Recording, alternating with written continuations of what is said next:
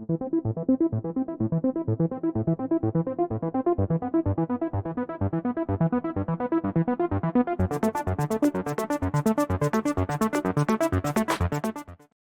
to Democracy Dialogues, a conversation we need to be having now about the state of democracy in the Americas.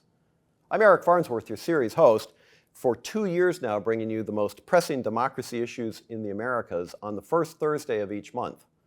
Find us on YouTube or at as-coa.org/democracydialogues. We have a really special opportunity today for a conversation with someone who is literally on the front lines of democracy promotion in the Americas, the President-elect of Guatemala, Bernardo Arévalo. Having received an overwhelming mandate from Guatemalan voters in recent elections to clean out corruption and restore trust in government, President-elect Arévalo has already faced a blast furnace of opposition from internal actors determined to weaken and reduce his efforts even before he takes the presidential oath in January. Their efforts appear increasingly desperate and unhinged, and the United States, OAS, and others have spoken out strongly to condemn these moves. But the waters remain choppy. The son of a former president, I first met the president-elect when he was the vice foreign affairs minister of Guatemala some 30 years ago. Since then, he's charted an impressive path in both the government and non-government sectors, culminating in his August 2023 election. Mr. President-elect, welcome to Democracy Dialogues. No, it is a pleasure, and thank you very much for hosting me. Let's open with the obvious question. The transition has been complicated, to say the least. How confident are you that the institutions of Guatemala are up to the task of a peaceful and timely transition and inauguration? Well, I am hopeful that at the end of the day, institutions like the Constitutional Court will be up to the task of actually guaranteeing the democratic process that the Guatemalan people is demanding. But I mostly trust the Guatemalan people that has very clearly spoken in this election and provided us with a mandate for change, for transformation, a mandate to terminate and fight corruption in Guatemalan governmental institutions.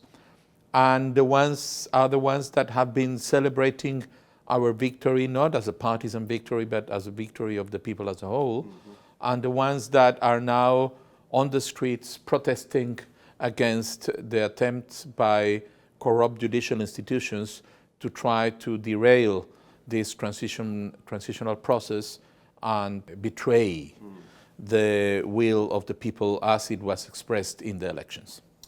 As a candidate, you were not widely predicted to make it to the runoff round, and yet you did. You surprised everybody.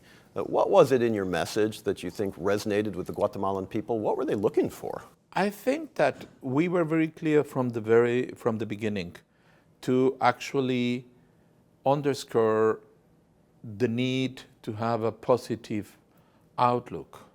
We were always speaking about the need to have a new spring, to be able to plant the seeds that will develop and produce fruit in the future. We were very clearly and very outspoken to say that the fundamental problem that we have at this point in time is corruption and corrupt cooptation of governmental institutions, but we did it in a way in which we appeal to people's hope and believe in a better future. And I think that our words catalyzed something that was already present in the Guatemalan people, which is they were completely fatigued with the situation. They were rejecting corruption. They had not been able to come forward and say it, but everybody was feeling that in their, and discussing this in their homes, in their minds. And I think that this election became the opportunity in which we came with the message that actually catalyzed this into action, particularly young people.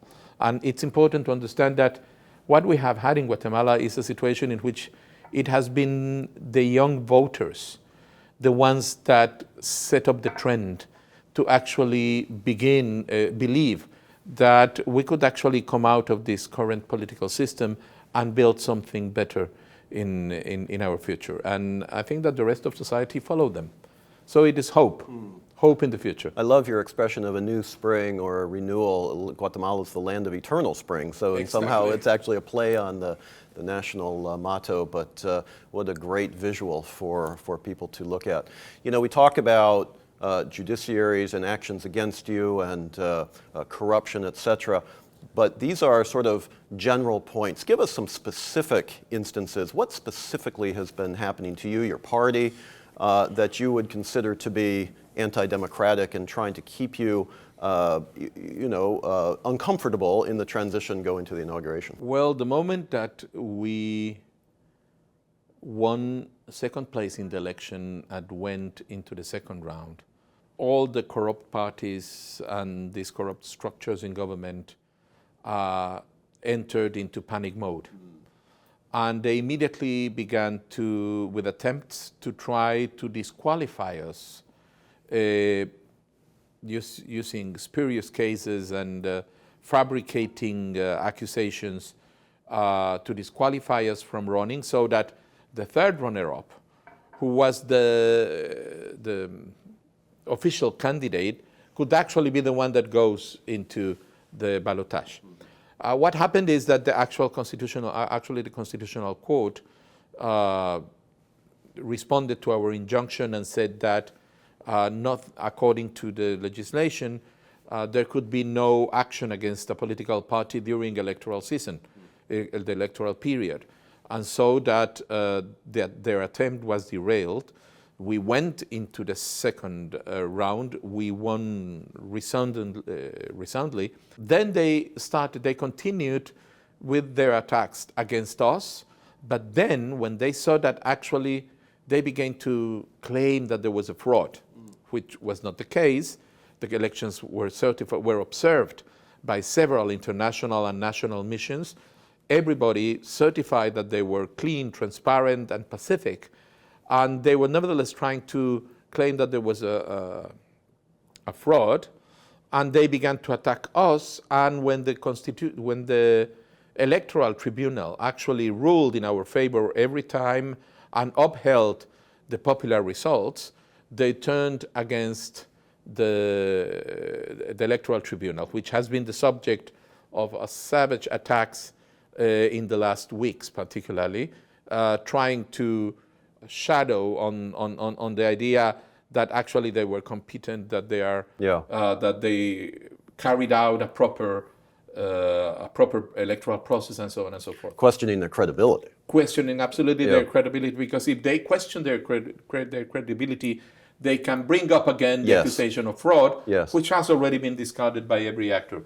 So it is a continuous use of judicial institutions, particularly the state prosecution, to fabricate cases in order to try to attack us as candidates, our party as a party, or the electoral tribunal.